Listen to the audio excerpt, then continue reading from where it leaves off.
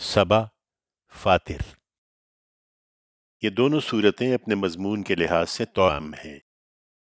دونوں میں انذار و بشارت کے ساتھ ساتھ اللہ تعالیٰ کی شکر گزاری کی دعوت دی گئی اور اس کی توحید کا اس بات کیا گیا ہے۔ چنانچہ دونوں کا موضوع ایک ہی ہے۔ پہلی سورہ میں البتہ تاریخی استدلال اور دوسری میں ملائکہ کی الوہیت کے ابطال کا پہلو نمایاں ہے۔ انہیں الحمدللہ سے شروع کر کے ان کے اس تعلق کی طرف قرآن نے خود اشارہ کر دیا ہے۔ دونوں صورتوں میں خطاب قریش سے ہے اور ان کے مضمون سے واضح ہے کہ ام القریٰ مکہ میں یہ رسول اللہ صلی اللہ علیہ وسلم کی دعوت کے مرحلہ انذار عام میں نازل ہوئی ہیں۔ اللہ کے نام سے جو سراسر رحمت ہے، جس کی شفقت ابدی ہے۔ شکر اللہ ہی کے لیے ہے، زمین اور آسمانوں کا خالق، فرشتوں کو پیغام رساں بنانے والا، جن کے دو دو تین تین چار چار پر ہیں۔ وہ خلق میں جو چاہے اضافہ کر دیتا ہے۔ یقیناً اللہ ہر چیز پر قادر ہے۔ اللہ جو رحمت بھی لوگوں کے لیے کھول دے تو اسے کوئی روکنے والا نہیں ہے، اور جس کو روک لے تو اس کے روک لینے کے بعد اسے پھر کوئی کھولنے والا نہیں ہے، اور وہی عزیز و حکیم ہے۔ اس لیے لوگو، اللہ کے جو احسانات تمہارے اوپر ہیں ان کا دھیان کرو۔ کیا اللہ کے سوا کوئی اور خالق ہے جو تمہیں زمین و آسمان سے روزی دیتا ہے؟ نہیں، اس کے سوا کوئی معبود نہیں ہے۔ پھر کہاں اوندھے ہوئے جاتے ہو؟ اس کے باوجود اے پیغمبر، اگر یہ تمہیں جھٹلاتے ہیں تو کچھ غم نہ کرو، اس لیے کہ تم سے پہلے بھی بہت سے پیغمبروں کو اسی طرح جھٹلا دیا گیا تھا۔ خدا انہیں دیکھ رہا ہے، اور یہ سارے معاملات بالآخر خدا ہی کے سامنے پیش کیے جائیں گے۔ لوگو، اللہ کا وعدہ شدنی ہے، سو دنیا کی زندگی تمہیں ہرگز کسی دھوکے میں نہ ڈال دے، اور نہ وہ بڑا دھوکے باز اللہ کے بارے میں تمہیں کبھی دھوکہ دینے پائے۔ حقیقت یہ ہے کہ شیطان تمہارا دشمن ہے، اس لیے تم بھی اسے دشمن ہی سمجھو۔ وہ اپنے گروہ کو اسی لیے اپنی طرف بلاتا ہے کہ وہ دوزخ والوں میں سے ہو جائیں۔ اس لیے متنبہ ہو جاؤ، جنہوں نے کفر کیا ہے ان کے لیے وہاں سخت عذاب ہے، اور جو ایمان لائے اور انہوں نے نیک عمل کیے ہیں ان کے لیے مغفرت ہے اور بہت بڑا اجر ہے۔ یہ نہیں مان رہے تو اس میں تمہارا کوئی قصور نہیں ہے پیغمبر۔ پھر کیا وہ جس کی نگاہوں میں اس کا برا عمل خوشنما بنا دیا گیا اور وہ اسی کو اچھا سمجھنے لگا ہے، اسے تم ہدایت دے سکتے ہو؟ اس لیے کہ اللہ ہی اپنے قانون کے مطابق جسے چاہتا ہے گمراہ کرتا ہے اور جسے چاہتا ہے ہدایت دیتا ہے۔ سو ان پر افسوس کر کر کے تم اپنے کو ہلکان نہ کرو، اس لیے کہ جو کچھ یہ کر رہے ہیں اللہ اس سے خوب واقف ہے۔ لوگو، اللہ ہی ہے جس نے ہواؤں کو بھیجا، پھر وہ بادلوں کو ابھارتی ہیں، پھر ہم نے انہیں کسی مردہ زمین کی طرف ہانک دیا، پھر ان کے پانی سے اسی زمین کو اس کے بعد کہ وہ مری پڑی تھی زندہ کر دیا۔ لوگوں کا سر نو زندہ ہو کر اٹھنا بھی اسی طرح ہوگا۔ جو وہاں عزت چاہتا ہے وہ اللہ سے چاہے، اس لیے کہ عزت تمام تر اللہ ہی کے لیے ہے۔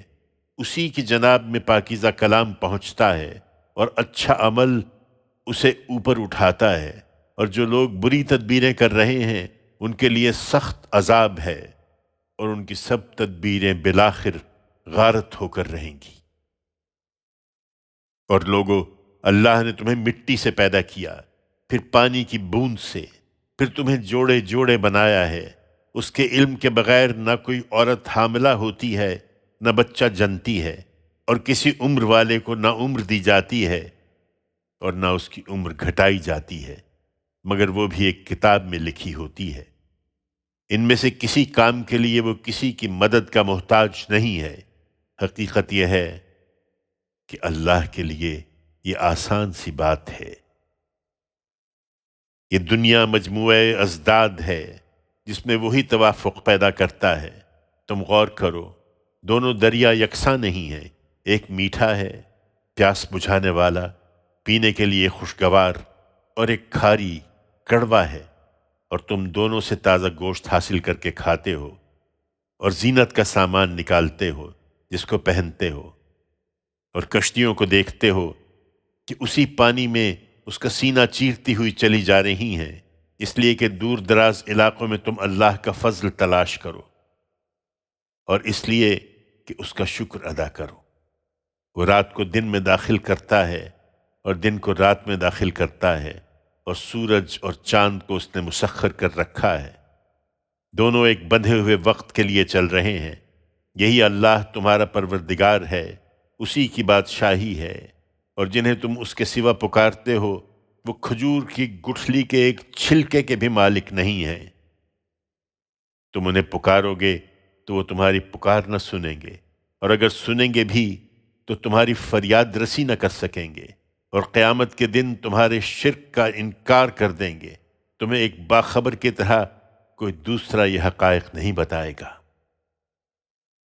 لوگو، اس کی طرف سے اس علم و تذکیر کی قدر کرو۔ تم ہی اللہ کے محتاج ہو، اس کو تمہارے ایمان کی کوئی ضرورت نہیں آ پڑی ہے۔ اللہ تو بے نیاز اور ستودہ صفات ہے، وہ چاہے تو تمہیں لے جائے اور تمہاری جگہ ایک نئی مخلوق یہاں لے آئے۔ یہ اللہ کے لیے کچھ بھی مشکل نہیں ہے۔ اس لیے متنبہ ہو جاؤ، قیامت کے دن کوئی بوجھ اٹھانے والا کسی دوسرے کا بوجھ نہیں اٹھائے گا، اور اگر کوئی بوجھ سے دبا ہوا اپنا بوجھ بٹانے کے لیے پکارے گا تو اس میں سے کچھ بھی بٹایا نہ جائے گا، چاہے جس کو پکارا جائے وہ قرابت مند ہی کیوں نہ ہو۔ یہ نہیں سنتے تو انہیں اب ان کے حال پر چھوڑو اے پیغمبر۔ تم صرف انہی کو خبردار کر سکتے ہو جو بن دیکھے اپنے رب سے ڈرتے ہیں اور نماز کا اہتمام کرتے رہے ہیں۔ یہ پاکیزگی کی دعوت ہے، اور جو پاکیزگی حاصل کرتا ہے وہ اپنے ہی لیے حاصل کرتا ہے، اور ایک دن پلٹنا سب کو اللہ ہی کی طرف ہے۔ تمہارے مخاطبین سب یکساں نہیں ہیں۔ حقیقت یہ ہے کہ اندھے اور آنکھوں والے یکساں نہیں ہوتے، روشنی اور اندھیرے بھی یکساں نہیں ہیں، دھوپ اور چھاؤں بھی یکساں نہیں ہوتی، اور نہ زندے اور مردے یکساں ہو سکتے ہیں۔ بے شک اللہ ہی اپنے قانون کے مطابق جس کو چاہتا ہے سننے کی توفیق دیتا ہے۔ تم قبروں میں پڑے ہوئے ان مردوں کو نہیں سنا سکتے، تم تو صرف ایک خبردار کرنے والے ہو۔ ہم نے تمہیں حق کے ساتھ بشارت دینے والا اور خبردار کرنے والا بنا کر بھیجا ہے۔ اس سے پہلے بھی کوئی امت ایسی نہیں ہوئی جس کے اندر کوئی خبردار کرنے والا نہ گزرا ہو۔ اگر یہ لوگ تمہیں جھٹلاتے ہیں تو یہ کوئی نئی بات نہیں ہے، اس لیے کہ ان سے پہلے جو لوگ ہوئے ہیں انہوں نے بھی اسی طرح جھٹلا دیا تھا۔ ان کے پاس بھی ان کے رسول نہایت واضح دلائل اور صحیفوں اور روشن کتاب کے ساتھ آئے تھے، پھر ان کے منکرین کو میں نے پکڑا تو دیکھو کہ کیسی ہوئی ان پر میری پھٹکار۔ تم نے دیکھا نہیں کہ اللہ نے آسمان سے پانی اتارا، پھر اس سے ہم نے رنگ رنگ کے پھل پیدا کر دیے، اور پہاڑوں میں بھی سفید اور سرخ مختلف رنگوں کے دھاریوں والے ہیں اور گہرے سیاہ بھی۔ اسی طرح انسانوں اور جانوروں اور چوپایوں کے اندر بھی کئی رنگ کے ہیں، لہذا ہر شخص سے ہر چیز کی توقع نہیں کرنی چاہیے۔ حقیقت یہ ہے کہ اللہ سے اس کے بندوں میں سے وہی ڈریں گے جو علم والے ہیں۔ بے شک اللہ زبردست ہے، درگزر فرمانے والا ہے۔ تمہارے مخاطبین میں اے پیغمبر جو لوگ کتاب الہی کی تلاوت کرتے ہیں، نماز کا اہتمام کرتے رہے ہیں، اور جو کچھ رزق ہم نے ان کو دیا ہے اس میں سے کھلے اور چھپے خدا کی راہ میں خرچ کرتے رہے ہیں، کچھ شک نہیں کہ وہ ایسی تجارت کے امیدوار ہیں جس میں کبھی خسارہ نہ ہوگا۔ اس لیے امیدوار ہیں کہ اللہ ان کو ان کے اعمال کا پورا اجر بھی دے اور ان کے لیے اپنے فضل سے زیادہ بھی کرے۔ بے شک اللہ بخشنے والا اور قبول فرمانے والا ہے۔ اس طرح کے لوگ ہیں جو اس دعوت کو قبول کریں گے۔ انہیں بتاؤ کہ ہم نے جو کتاب تمہاری طرف اتاری ہے وہی حق ہے، ان پیشین گوئیوں کے مصداق جو اس سے پہلے موجود ہیں۔ بے شک اللہ اپنے بندوں کی خبر رکھنے والا، دیکھنے والا ہے۔ یہی حق اہل کتاب کے پاس بھی تھا، مگر انہوں نے اس کی قدر نہیں کی۔ پھر ہم نے اپنی کتاب کا وارث ان لوگوں کو بنا دیا جنہیں اب ہم نے اپنے بندوں میں سے اس شرف کے لیے منتخب کیا ہے۔ سو ان میں سے کچھ تو اپنی جان پر ظلم ڈھانے والے ہیں اور کچھ ان میں سے بیچ کے راستے پر ہیں، اور کچھ اللہ کی توفیق سے بھلائیوں میں سبقت کرنے والے ہیں۔ یہی بہت بڑا فضل ہے۔ ان کے لیے ہمیشہ رہنے والے باغ ہیں جن میں وہ داخل ہوں گے، انہیں وہاں سونے کے کنگن اور موتی پہنائے جائیں گے، اور ان کا لباس وہاں ریشم کا ہوگا۔ اور وہ یہ نعمتیں پا کر کہیں گے کہ شکر ہے اس خدا کا جس نے ہر طرح کا غم ہم سے دور کر دیا۔ حقیقت یہ ہے کہ ہمارا پروردگار بخشنے والا، قبول فرمانے والا ہے، جس نے اپنے فضل سے ہمیں اس ہمیشہ کی اقامت کے گھر میں اتارا ہے۔ اس میں ہمیں اب نہ کوئی مشقت پہنچے گی اور نہ اس میں ہمیں کبھی تکان لاحق ہوگی۔ اس کے برخلاف جنہوں نے ماننے سے انکار کر دیا ہے، ان کے لیے دوزخ کی آگ ہے، نہ ان کی قضا آئے گی کہ مر جائیں، اور نہ اس کا عذاب ہی ان سے کچھ ہلکا کیا جائے گا کہ ذرا دم لے سکیں۔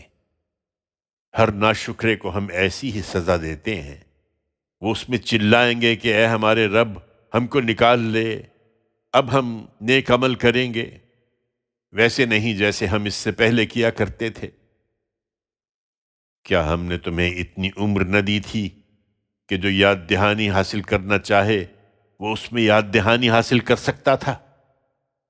اور تمہارے پاس خدا کی طرف سے خبردار کرنے والا بھی آ گیا تھا۔ سو اب چکھو اپنے کیے کا مزہ کہ ظالموں کا یہاں کوئی مددگار نہیں ہے۔ لوگو، اللہ کے سامنے اس وقت کسی بہانہ جوئی کا موقع نہ ہوگا۔ اس میں شبہ نہیں کہ اللہ زمین اور آسمانوں کے ہر غیب کا جاننے والا ہے۔ حقیقت یہ ہے کہ وہ تو سینوں میں چھپے ہوئے بھید بھی جانتا ہے۔ وہی ہے جس نے تمہیں اس سرزمین میں اگلوں کا جانشین بنایا ہے۔ اب چاہے ماننے والے بنو یا انکار کرو۔ پھر جس نے انکار کر دیا تو اس کے انکار کا وبال اسی پر ہے، اور منکروں کے لیے ان کا انکار ان کے پروردگار کے نزدیک اس کے غضب کو بڑھانے ہی کا باعث ہوتا ہے، اور منکروں کے لیے ان کا انکار ان کے خسارے ہی میں اضافہ کرتا ہے۔